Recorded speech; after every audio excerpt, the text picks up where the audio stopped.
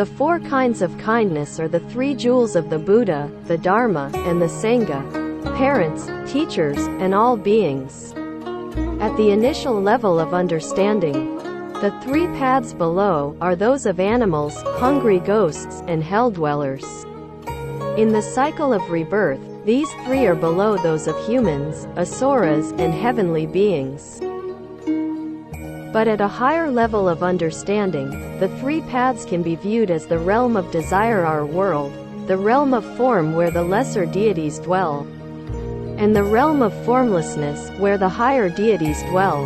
Until one transcends the cycle of rebirth, one is still bound to rebirth within the hell, hungry ghost, animal, human, asura, and heavenly paths. Yes, even for those in the heavenly realms, where existence is truly wonderful, such existence will one day end and suffering will return. Nyanju. Another method for practice is to use nyanju or mala. These are worn around the wrist. In this method, we recite Ama Tuofo once as we gently move each bead towards us with our thumb. As we practice, our thoughts will initially be on the beads, but gradually we will be able to focus more firmly on our chanting. This method is particularly helpful during the day when we can find some time to chant, especially when we wish to return to the sense of serenity that our chanting brings, or when we encounter stressful situations, and so on. Nyanju come in single wrist lengths of varying numbers of beads or a longer length of 108 beads. This longer nyanju will usually have 3 smaller beads, evenly spaced along the string, and 1 mother bead. The 3 smaller beads, usually of a different color, symbolize the following: the Buddha, who represents awakening; the Dharma, which represents proper views and understanding; and the Sangha, which represents harmony and purity of mind. Nyanju beads are often made from the seeds, wood, or root of a Bodhi tree, or from other natural materials like gemstones or different types of wood. Natural materials like wood and seeds darken and develop a beautiful luster as we practice. If the mother bead of your nyanju has a Buddha image, do not use it for your chanting. Stop at the bead before it in reverse direction so you are moving in the opposite direction. In the Pure Land tradition, most nyanju do not have a Buddha image, so we continue our chanting and pass the mother bead in the same manner as the other beads. Audio aids. Many practitioners like to use a chanting machine, which is a small plastic box that contains a computer chip. The chip continuously plays chanting music and allows us to always have the chanting with us. Although we might not consciously focus on the sound of the chanting, the machine serves as an excellent aid to keep the sound at least on a lower level of awareness, ready to rise to our consciousness whenever we wish. CDs are a very good alternative and the contents can be transferred easily to MP3 players. CDs may be requested from Amitabha Buddhist societies and Pure Land learning centers. Chant MP3s can also be downloaded from www.amitabha-gallery.org. 10 Recitation Method. This simple, convenient, and effective way to practice Buddha name chanting is especially suitable for those who find that they have little time for cultivation. The chanting helps us to be mindful of Amitabha Buddha. It brings us joy. We begin when we wake up. Sit up straight and clearly chant Amitabha 10 times with a calm and focused mind, aloud or silently. We repeat this 8 more times throughout the day. Each time we chant Amitabha 10 times. This chanting can be done by following one of 2 programs. Please choose the one that is the most suitable for your circumstances.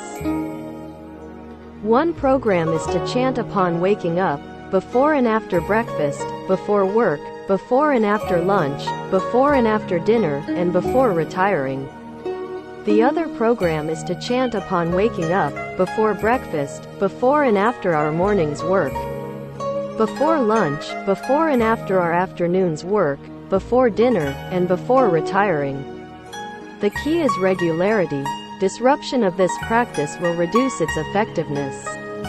When we recite consistently without interruption, we will soon feel an increase in our wisdom, serenity, and purity of mind. Diligent practice of this method together with unwavering belief, vows, and living a moral life can ensure fulfillment of our wish to reach the Western Pure Land.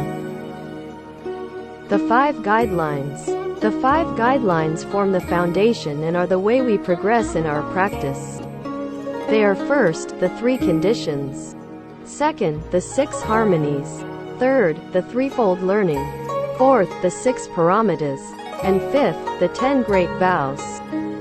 We begin our practice with the first guideline of the 3 conditions and gradually progress from there.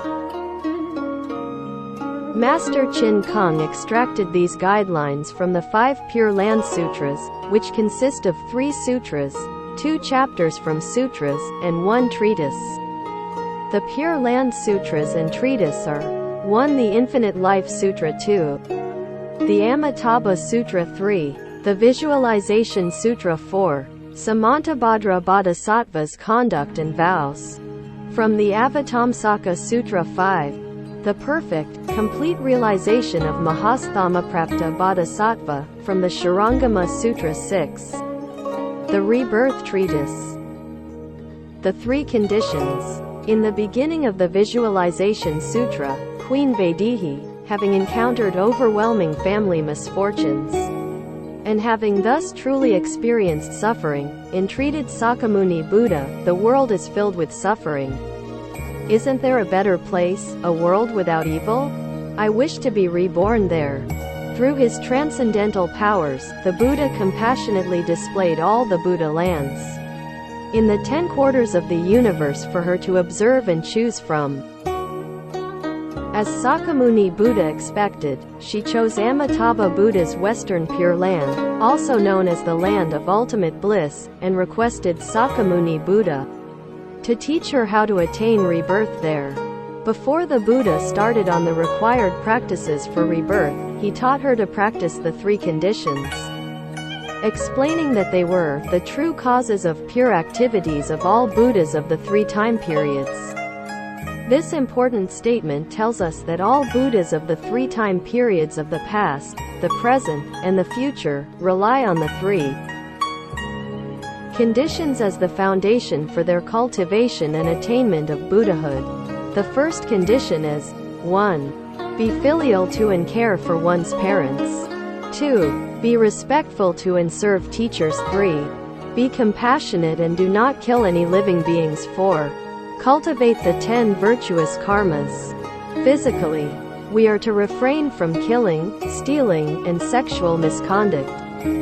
Verbally, we are to refrain from false speech, harsh speech, divisive speech, and enticing speech. Mentally, we are to refrain from giving rise to greed, anger, and ignorance. The second condition is 5. Take the 3 refuges. 6. Abide by the precepts. 7. Behave in a dignified, appropriate manner. The third condition is 8. Generate the Bodhi mind. 9. Believe deeply in causality. 10. Study and chant the Mahayana Sutras. 11. Encourage others to advance on the path to enlightenment.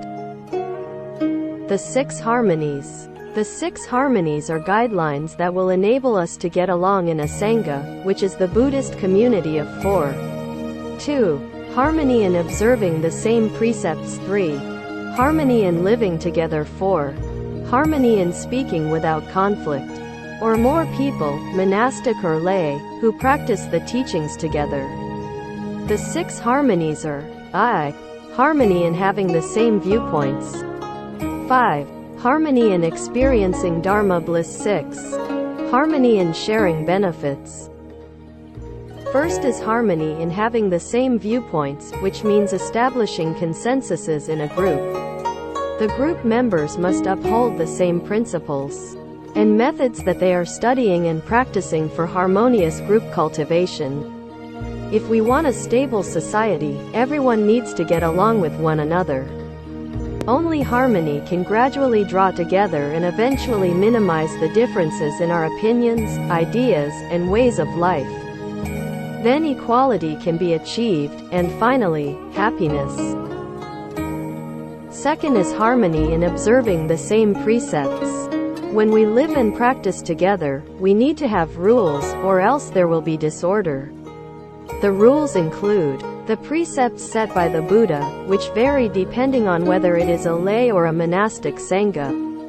The fundamental precepts are the 5 precepts for a lay sangha, and the monk or nun precepts for a monastic sangha. In addition to the Buddhist precepts, laws and local customs are also to be observed. Third is harmony in living together as a group. The purpose of establishing a cultivation center is to help every participant in the group succeed in their practice. Living together in a group, practitioners can support each other. Fourth is harmony in speaking without conflict. By reducing, and ideally eliminating, disputes, people will be better able to focus on their cultivation. People who talk too much often create problems for themselves. Misunderstandings can arise as the listener takes to heart a careless remark of the speaker. Thus, a careless speaker unknowingly incurs many enmities, which give rise to future retaliation. This is why it is best to talk less, chant the Buddha's name more. The less we speak, the fewer problems we will have. It is best that we speak only when necessary. Fifth is harmony in experiencing Dharma bliss. When we learn and practice a Dharma door, the basic achievement that we should attain is happiness. If we feel unhappy in our practice, then we have encountered a serious problem. This problem lies not in the Buddha's teachings but in the way we practice. We may either have done something that goes against the principles of the teachings or applied the principles incorrectly. Otherwise, the results would gradually become apparent as we lessen our suffering. With each passing day, we would enjoy greater happiness and freedom. This shows that we are progressing in our practice. If we are not achieving this, we need to reflect, find our mistakes, and then correct them. We can then thus truly benefit from our practice. Sixth is harmony in sharing benefits. In the Sangha, everything is shared fairly, and whenever possible, equally. In this way, everyone's basic needs will be met. Special needs are also to be considered. Understanding that everything in the Sangha is an offering, nothing should be wasted. This will ensure that future needs will also be met. The threefold learning. The third of the 5 guidelines is the threefold learning. To counteract the problems of the people in our world and age, the Buddha taught 1. Moral self-discipline. 2. Meditative concentration. 3. Innate wisdom. Moral discipline counteracts our habits for wrongdoing. Meditative concentration counteracts the tendency of our minds to wander and have scattered thoughts. Wisdom counteracts ignorance, our wrong views and knowledge, and our lack of correct knowledge. We begin with moral self-discipline, with training.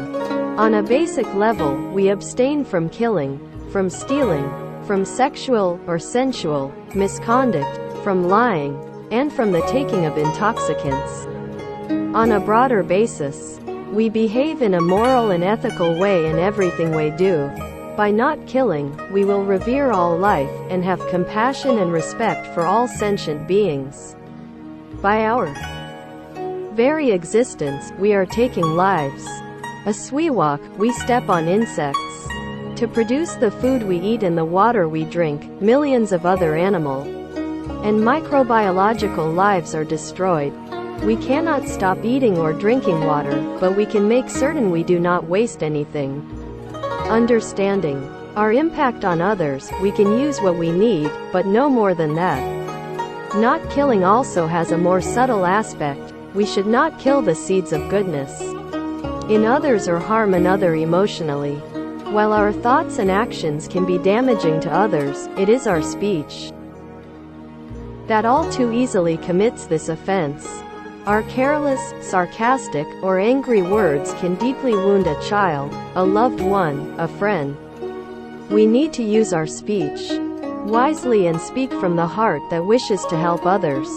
By not stealing, we will respect the property of others and not take or use anything without permission of the owner. This seems simple enough, but this training also means that we do not take that book which is lying unclaimed in a restaurant.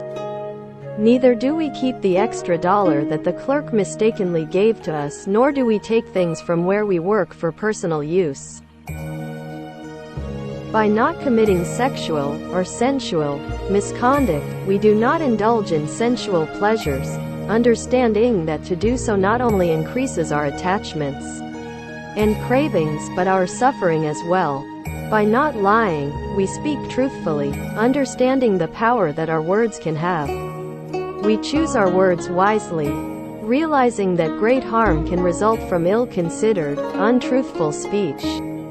By not taking intoxicants, we do not take substances that affect our ability to think and behave clearly at all times, and that harm our bodies. Remaining clear-headed helps us to not harm others or ourselves. Next is meditative concentration. In meditative concentration, we focus our attention on whatever we choose. There are no distractions or worries, no doubts or drowsiness, no discriminations or attachments. We remain unaffected by our environment and maintain a calm, undisturbed mind. Initially, this state will bring joy and a sense of ease. Eventually, it will enable us to see things as they truly are. In everyday life, we can concentrate on whatever we are doing.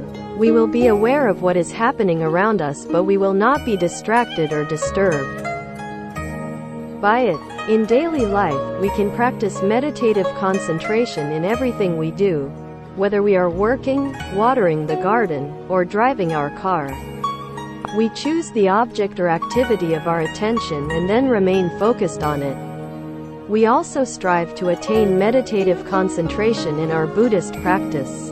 The practice of concentrating on amitabha will help us to become one with perfect compassion, perfect happiness, and perfect peace.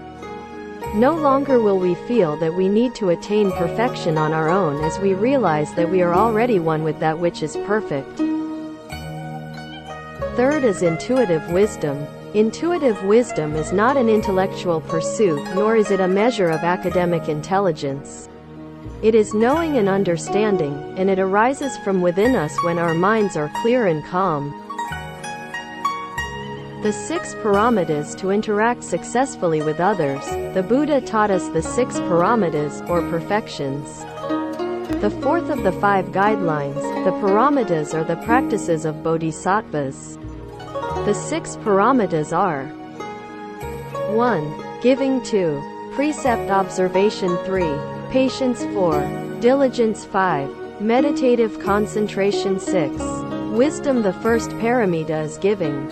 Giving counters greed, and ensures that in the future we will have ample resources to continue helping others. The underlying meaning of giving is letting go. There are 3 major kinds of giving. The first is the giving of wealth, be it material resources or our time and energy. When our giving becomes increasingly unconditional, we will begin to feel more liberated spiritually. The more we give away, the fewer possessions we have to worry about. Soon we will realize that we need very little to be truly content. Second is the giving of teaching.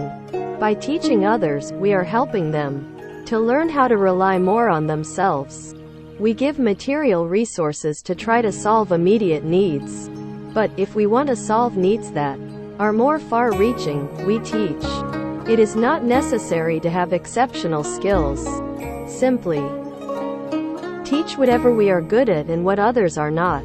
The highest form of teaching is the Dharma, which can help people find lasting happiness and liberation. And third is the giving of fearlessness.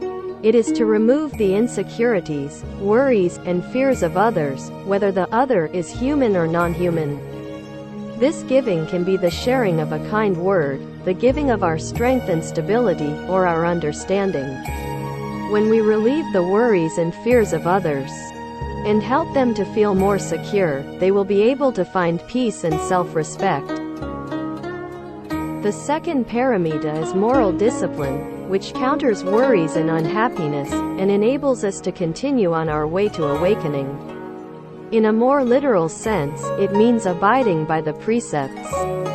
In a broader sense, the second perfection means ethical behavior, as we follow the customs and laws of wherever we are. Initially, as we begin our practice of discipline, we can focus on refraining from harming others. Gradually, we begin to develop and increase our virtue. The ultimate form of this practice is to benefit others. The third paramita is patience, which counters anger and hatred, and helps us to avoid arguments and to achieve our goals. We need patience in almost everything we do. If we are in school, we need patience to persevere in our study. At work, patience helps us to properly accomplish our tasks. At home, patience is the foundation for interacting well with family members. Patience enables us to get along more harmoniously with those around us. For ourselves, patience allows us to recognize our bad habits and to improve ourselves by changing those habits. The fourth paramita is diligence, or enthusiastic effort. It is the joy that we bring to our practice and to all that is worthwhile in our lives. It is the true delight that arises from deep within us when we are doing what is wholesome. It enables us to keep going when we feel tired or overwhelmed. It is refreshing and inspiring. Cultivating enthusiastic effort counters laziness, and brings joy to our lives as we feel a sense of accomplishment in finishing what we have started. The fifth perfection is meditative concentration. Our practice and training in discipline and not harming others will reduce and gradually eliminate our harmful verbal and physical behaviors. Our minds will become calmer and less agitated. When our minds are thus settled, we will be better able to concentrate. Our concentration will initially reduce and, then, gradually eliminate our disturbing thoughts and emotional behavior. We will then gain meditative concentration, which will enable us to uncover our innate wisdom. Thus, discipline, meditative concentration, and wisdom work together, andare complementary. The sixth paramita is wisdom. Wisdom counters ignorance, and enables us to know how best to help others and to improve ourselves, including our ability to get along well with others. This wisdom is not that which is gained through intense study and analysis of many diverse subjects. That would be seeking wisdom from external sources. It is our innate, all-knowing wisdom. If we begin to practice these six perfections in even just some small measure every day, starting with today, gradually, we will begin to look in the right direction, and gradually we will awaken to the perfect goodness, perfect contentment, and perfect joy that are already within our true nature, our Buddha nature. The 10 Great Vows. Only when we apply the 3 conditions, the 6 harmonies, the threefold learning, and the 6 paramitas in our daily lives, are we truly learning Buddhism, emulating bodhisattvas, and beginning to resemble a bodhisattva. Bodhisattvas cannot attain Buddhahood only by practicing the 6 paramitas. They also practice Buddha name chanting. In the practice of Buddha name chanting, we can achieve either constant mindfulness of Amitabha Buddha or one mind undisturbed in mindfulness. But we cannot achieve one mind undisturbed in enlightenment. In other words, we have to move beyond the foundation of the 6 paramitas and progress to the next level of practice, the 10 Great Vows of Samantabhadra taught in the Avatamsaka Sutra. This Dharma door leads to attainment of one mind undisturbed in enlightenment and attainment of Buddhahood. It is practiced by Dharma body. Mahasattvas. These are great bodhisattvas who have realized the Dharma body. In other words, they have freed themselves from delusion. Therefore, it is the last step of our cultivation and cannot be reached by skipping the previous steps. Venerable Master Chin Kung has said that, if we do not succeed in our practice of the 6 paramitas, we are not even close to practicing the 10 great vows. The distinctive feature of the practice of Samantabhadra is that this bodhisattva has a mind as broad as the universe. As a result, each of his 10 vows is ultimate and perfect in itself. The 10 great vows of Samantabhadra are: I. To respect all Buddhas. 2. To praise Tathagata, one of the 10 names for Buddha. 3. To make offerings extensively. 4. To repent karmic obstacles. 5. To rejoice at others' meritorious deeds. 6. To request the turning of the Dharma wheel. 7. To request the Buddha to remain in this world. 8. To constantly follow the Buddha's teachings. 9. To accommodate all sentient beings. 10. To dedicate all merits universally. In conclusion, our learning of the Pure Land teachings is based on the 5 Pure Land Sutras and 1 treatise. Our Pure Land practice is based on the 5 guidelines, the 3 conditions, the 6 harmonies, the threefold learning, the 6 paramitas, and the 10 great vows of Samantabhadra.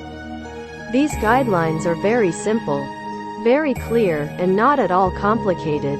If we follow these guidelines in our learning and practice for the rest of our lives, we will definitely succeed.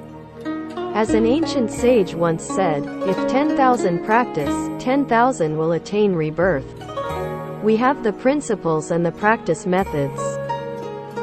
How do we interact with people and engage in tasks in daily life? If we follow these 5 guidelines, we will not go wrong. In addition, if we single-mindedly practice Buddha name chanting and seek rebirth in the Western Pure Land, all of us will succeed. Care of Dharma materials. Whether one is at home or traveling, do not place Dharma materials on the floor or the seat of a chair. If other space is temporarily unavailable, we may carefully place a book on the arm of a sofa or chair. Preferably, books should be closed and placed neatly on the higher shelves of a bookcase. When turning the pages, do so carefully and do not turn down the edge of the page to mark your place. If using a book for study, we may write in it if it is a commonly printed book and has no intrinsic value. The books, images, and other Dharma materials are not to be taken into bathrooms. Also, if possible, please do not place them directly on your bed. When traveling, these books can be wrapped in a clean cloth and placed in your luggage. The books may also be placed on the cloth that is in turn placed on a bed. When we are in the bathroom or are not properly dressed, chant silently. However, when cleaning or doing chores, we may chant aloud. Silent or voiced chanting brings the same result. Visiting a Buddhist center. The following are some guidelines for visiting a Buddhist center. By adhering to these and observing how others behave, you will be comfortable visiting any center. You can also ask the person in charge if you are unsure of what to do. 1. Refrain from any practices other than those of the center. 2. Avoid talking loudly or unnecessarily so as not to disturb others. 3. Dress in a respectful manner and do not wear short skirts or shorts, see-through or tight clothing. Discreet, loose-fitting clothing is appropriate. 4. Do not use perfume and scented lotions. Refrain from wearing anything that could make noise. 5. Greet others with hezang and a slight bow. 6. Remove your shoes before entering the cultivation hall. You will usually leave them on in other areas, like the dining hall. It is polite to wear socks. Also try to remove your shoes in a place where you will not step on the ground prior to entering the hall. 7. Place your hands in the hezang position and bow to the Buddha. After you step into the cultivation hall, if the room is not currently being used, you may move to a cushion and do a half bow, 3 full bows. and a half bow. 8. In many centers it is customary for men to sit on the right side and women to sit on the left. If you are unsure if this custom is followed at the center you are visiting, you might ask ahead of time. If that is not possible, follow this arrangement to be safe. 9. When moving around the cultivation hall, try to avoid crossing in front of those who are chanting or prostrating. 10. People come to the center to practice and to learn. A quiet environment is necessary for both pursuits. In order not to disturb others, please refrain from all unnecessary talking. If talking is necessary, do so quietly. Please respect others' wishes if they indicate they do not want to talk. 11. When you greet or write to a monastic, it is polite to use the honorific of Venerable before the monastic's name. If you do not know their name, you may simply address them as Venerable. If you would like to use the Chinese, Shifu is Chinese for teacher and can also be used.